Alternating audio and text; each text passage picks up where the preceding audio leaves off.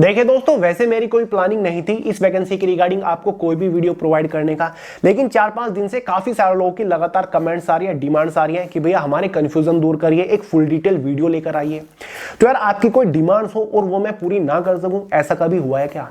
तो आज इस वीडियो में डिटेल के साथ बात करने वाले हैं बीपीएनएल वेरियस पोस्ट रिक्रूटमेंट 2024 के बारे में कि भाई ये वैकेंसी आखिर है क्या, इतनी बेहतरीन सैलरी आपको कैसे मिल रही है, इसका पूरा एग्जाम पैटर्न क्या है, इसका पूरा सिलेक्शन प्रोसीजर है क्या, बीपीएनएल कैसा डिपार्टमेंट है, क्या ये एक गवर्नमेंट डिपार्टमेंट है या फिर एक नॉन गवर्नमेंट डिपार्टमेंट है, एग्जाम कब तक कंडक्ट कराया जाएगा, डिटेल ऑफिशियल नोटिफिकेशन आपको प्रोवाइड करूंगा, इसका सिलेबस आपको प्रोवाइड करूंगा, जॉब प्रोफाइल आपकी क्या रहेगी, जॉब लोकेशन आपकी क्या रहेगी, बीपीएनएल डिपार्टमेंट का काम क्या है, आपको करना क्या पड़ेगा, तो सारी जानकारी ए टू जेड आपको प्रोवाइड करूंगा। क्योंकि टोटल नंबर ऑफ वैकेंसीज काफी बेहतरीन निकली है, 1125 वैकेंसी है और पोस्ट अपने आप में काफी बिंदास है, जैसे कि हमारी केंद्र प्रभारी यानी कि सेंट्रल मैनेजर की पोस्ट है, केंद्र विस्तार अधिकारी सेंट्रल एक्सटेंशन ऑफिसर की पोस्ट है, केंद्र सहायक सेंट्रल असिस्टेंट की पोस्ट है, 10 पास 12 पास ग्रेजुएट पास तीनों कैटेगरी कैंडिडेट्स के लिए काफी बढ़िया वैकेंसी, काफी बढ़िया अपॉर्चुनिटी निकली है। तो चलिए यार आज इसी रिक्रूटमेंट को के बारे में डिटेल से बात करते हैं, पूरा सिलेक्शन प्रोसीजर सारे डाउट्स आपके क्लियर करता हूं। तो अगर आप थोड़े से भी इंटरेस्टेड है इस वैकेंसी को लेकर तो वीडियो को आखिर तक जरूर देखिए।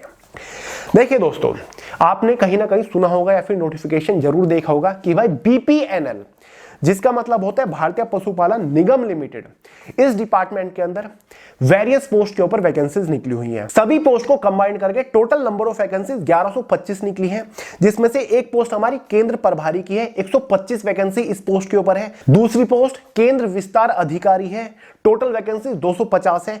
तीसरी पोस्ट केंद्र सहायक की है, टोटल नंबर ऑफ वैकेंसी इस पोस्ट के ऊपर 750 निकली हुई है। तो सबसे पहला डाउट तो यही है कि भैया ये जो बीपीएनएल डिपार्टमेंट है, क्या ये एक गवर्नमेंट डिपार्टमेंट है या फिर कोई एक प्राइवेट सेक्टर कंपनी है? देखिए दोस्तों, बीपीएनएल एक नॉन गवर्नमेंटल ऑर्गेनाइजेशन है जिसकी स्थापना 13 अगस्त 2009 में Indian animal husbandry development and research institute limited के तौर पर हुई थी। हेडक्वार्टर राजस्थान के अंदर है। इसके बाद जनवरी 2011 में फाइनली इसे सरकार द्वारा अनुमति मिली और ये एक निगम लिमिटेड बन गया, यानी कि बीपीएनएल भारतीय पशुपालन निगम लिमिटेड बन के उभरा।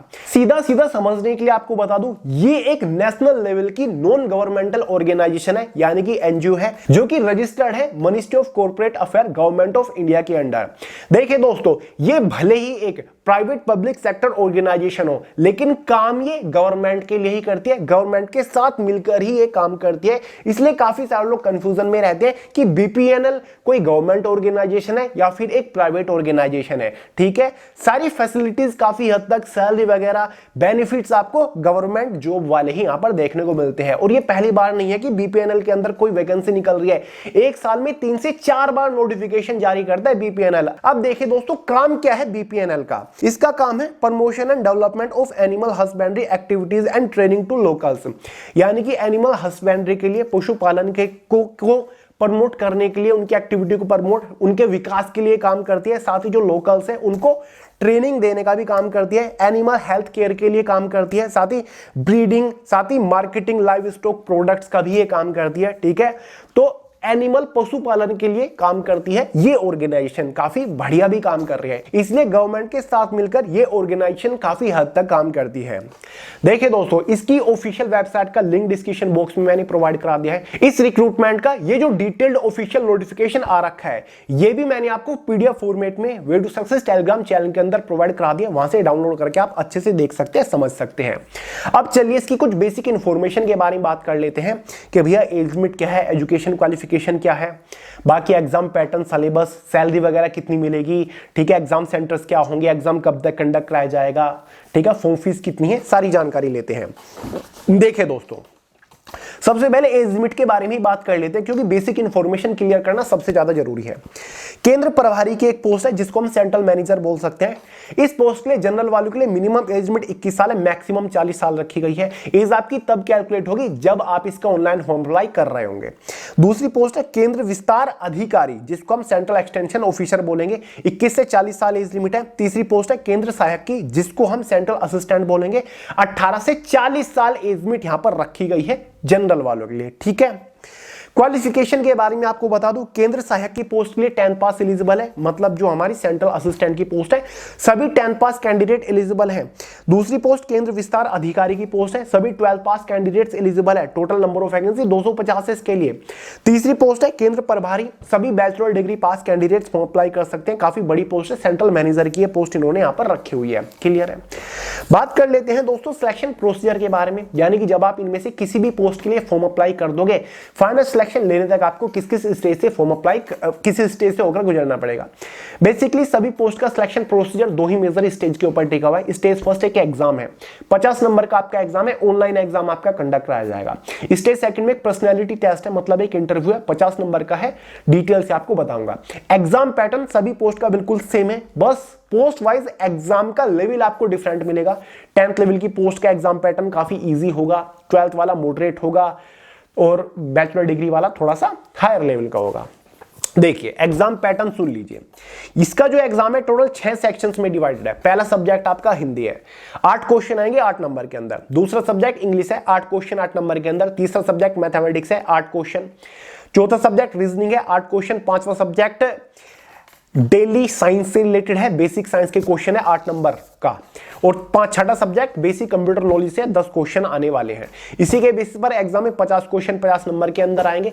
30 मिनट क्वेश्चन पेपर की टाइम ड्यूरेशन है। एग्जाम में कोई भी नेगेटिव मार्किंग नहीं रखी गई है। क्लियर है। एग्जाम होने के बाद, एग्जाम को क्वालिफाई करने के बाद आपको पर्सनैलिटी टेस्ट के लिए बुलाया जाएगा, पर्सनल इंटरव्यू के लिए बुलाया जाएगा, जिसमें डॉक्यूमेंट वेरिफिकेशन को प्रायोरिटी पर रखा जाएगा। इंटरव्यू इसलिए लिया जाता है, देखा जाता है कि आपकी मेंटल एबिलिटी किस तरीके की है, आप इस पोस्ट के लिए फिट चॉइस हो, एक फिट कैंडिडेट हो या फिर नहीं हो। पर्सनैलिटी टेस्ट भी आपका 50 नंबर का होगा। इंटरव्यू होने के बाद बारी आती है फाइनल सिलेक्शन की। फाइनल सिलेक्शन फाइनल मेरिट के बेसिस पर होगा। एग्जाम और इंटरव्यू के मार्क्स को कंबाइन करा जाएगा। कितने हो गए? 100 हो गए। तो 100 नंबर में से आपके फाइनल मेरिट बनेगी, जो कि डिसाइड करेगी कि फाइनली जिस पोस्ट के लिए आपने फॉर्म अप्लाई किया आपका सिलेक्शन हुआ है फिर नहीं हुआ है। ठीक है, तो भाई दोनों स्टेज के मार्क्स के बेसिस पर आपका फाइनल सिलेक्शन होगा। बात करते हैं सैलरी के बारे में, काफी इंपॉर्टेंट। पहले सिलेबस आपको प्रोवाइड करा दो, सैलरी देखिए, आगे बात करेंगे। देखिए दोस्तों, इसके एग्जाम का complete detail syllabus subject wise topic wise बहुत ही डिटेल्ड के साथ Way to Success Telegram channel के अंदर मैंने आपको अलग से प्रोवाइड करा दिया। हालांकि इसके नोटिफिकेशन में ही दे रखा है, लेकिन फिर भी मैंने आपको अलग से प्रोवाइड करा दिया। वहां से डाउनलोड करके अच्छे से देख लीजिएगा, समझ लीजिएगा कि भाई कौन से टॉपिक के ऊपर आपको फोकस करना है। ठीक है, टेलीग्राम चैनल का लिंक डिस्क्रिप्शन बॉक्स में। सैलरी क्या मिलेगी? एग्जैक्ट सैलरी इन्होंने दे रखी है बिल्कुल कि भाई अलाउंसेस हटा उठो के लगा लोगों के ये सैलरी आपको मिलेगी। केंद्र प्रभारी की जो हमारी पोस्ट है, सबसे बड़ी पोस्ट है, इस पोस्ट के ऊपर आपकी इनिशियल इनहेड सैलरी 43,500 रहेगी, यानी कि 43,500 आपकी सैलरी रहेगी एज इट इज एग्जैक्ट। केंद्र विस्तार अधिकारी की पोस्ट के ऊपर 40,500 आपकी शुरुआती सैलरी होगी, और केंद्र सहायक की पोस्ट के ऊपर जो कि 10 पास वालों के लिए है 37,500 सैलरी आपकी रहेगी। एग्जैक्ट सैलरी इन्होंने बता रखी है नोटिफिकेशन में। फाइनली बात करते हैं सबसे महत्वपूर्ण पॉइंट के बारे में कि भैया फॉर्म कब से स्टार्ट हो रहे हैं और फॉर्म की लास्ट डेट क्या है। तो सबसे शॉकिंग अपडेट यही है कि फॉर्म इसके ऑलरेडी स्टार्ट हो रखे हैं काफी टाइम से। ठीक है, मैंने अभी तक वीडियो नहीं बनाई थी क्योंकि मैं इसको कवर नहीं कर रहा था, लेकिन फिर काफी सारे लोग की डिमांड आई तो मैंने सोचा चलिए कवर करते हैं, क्या फर्क पड़ता है, अच्छी अपॉर्चुनिटी होनी चाहिए, गवर्नमेंट या फिर प्राइवेट, उससे क्या फर्क पड़ता है। ठीक है, तो ये एक प्राइवेट पब्लिक सेक्टर ऑर्गेनाइजेशन है, मैंने आपको शुरुआत में बता दिया था। फॉर्म की जो लास्ट डेट है ना वो 21 मार्च ही है, यानी कि आज से केवल 5 दिन ही बचे हैं फॉर्म अप्लाई करने के। 21 मार्च को रात 12 बजे तक फॉर्म अप्लाई किए जाएंगे, तो फटाफट फॉर्म अप्लाई कर दीजिएगा अगर आप इंटरेस्टेड हैं। फॉर्म फीस के बारे में अगर हम बात करें, केंद्र प्रभारी की पोस्ट के ऊपर 944 रुपए चार्ज किए गए हैं सभी कैटेगरी के लिए। केंद्र विस्तार अधिकारी की पोस्ट के लिए 826 फॉर्म फीस चार्ज की गई है। केंद्र सहायक की पोस्ट के ऊपर 708 रुपए फॉर्म फीस चार्ज किए गए हैं। क्लियर है, ये आपकी एग्जैक्ट फॉर्म फीस है, सभी कैटेगरी के लिए फॉर्म फीस बिल्कुल सेम है। अब देखिए दोस्तों, मेरी एक बात को नोट डाउन कर लीजिएगा। वैकेंसी निकली हुई है, ऑफिशियल वेबसाइट है, डिपार्टमेंट के बारे में आप खुद सारी जानकारी ले सकते हैं। ठीक है, सारी रिसर्च करें अच्छे से, जिससे पूछना है उससे पूछे, उसके बाद ही फॉर्म अप्लाई करें। इसका नोटिफिकेशन जो है इनकी वेबसाइट के ऊपर भी है, वेबसाइट का लिंक मैंने डिस्क्रिप्शन बॉक्स में प्रोवाइड करा। उसको अच्छे से एनालाइज करने के बाद, पढ़ने के बाद, सारी जानकारी जब आपको पूरी श्योरिटी आ जाए कि मुझे फॉर्म अप्लाई करना चाहिए फिर नहीं करना चाहिए, ठीक है, तब आपको फॉर्म अप्लाई करना है। देखिए दोस्तों, जानकारी देना मेरा काम है कि भाई ये नोटिफिकेशन निकला है, इस डिपार्टमेंट के अंदर इतनी वैकेंसी निकली है, इस डिपार्टमेंट का ये काम है, ऐसा ये डिपार्टमेंट है, ऐसी ये ऑर्गेनाइजेशन है, ये एलिजिबिलिटी क्राइटेरिया, ये एग्जाम पैटर्न, ये सिलेबस है, इस दिन तक फॉर्म अप्लाई किए जाएंगे।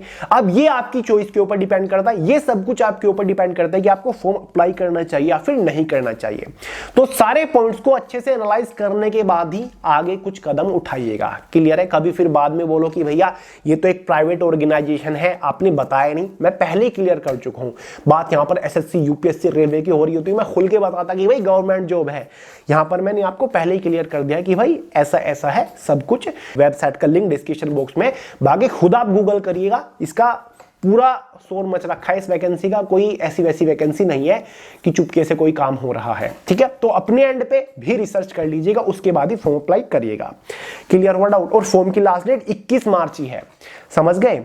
और तैयारी आप इजीली कर लोगे। 8 ही तो क्वेश्चन आ रहे हैं, बाकी तो हमारी वे टू सक्सेस की करियर मैगजीन आपके पास होगी। चारों सब्जेक्ट है, चारों क्या कंप्यूटर भी कवर्ड है इसके अंदर, तो अच्छे से इंग्लिश वगैरह सब कुछ पढ़ लीजिएगा। चारों मैगजीन आपको इस एग्जाम को इजीली कवर करा देगी। सैलरी बाकी बहुत बढ़िया है। जॉब लोकेशन आपकी ऑल ओवर इंडिया में कहीं पर भी रह सकती है। ज्यादा चांसेस आपके राजस्थान में रहने के हैं, क्योंकि राजस्थान के अंदर ही इसका हेडक्वार्टर्स है, मेन ऑफिस है, रीजनल ऑफिस है। ठीक है, बाकी एग्जाम सेंटर्स भी आपको के बारे में अभी ज्यादा जानकारी इसके नोटिफिकेशन में दे रखी है। ठीक है, बाकी खुद आप नोटिफिकेशन एक बार एनालाइज करिए, आज मैं आपसे ये कहूंगा। तो चलिए दोस्तों, वीडियो पसंद आई हो, अपडेट आपको यूनिक लगा हो, कुछ भी मेरा काम पसंद आता हो आपको हमेशा, तो लाइक करेगा, दोस्तों के साथ शेयर करेगा, चैनल को सब्सक्राइब करना मत भूलेगा। मिलते हैं अगली वीडियो में बहुत ही जल्द, तब तक के लिए जय हिंद।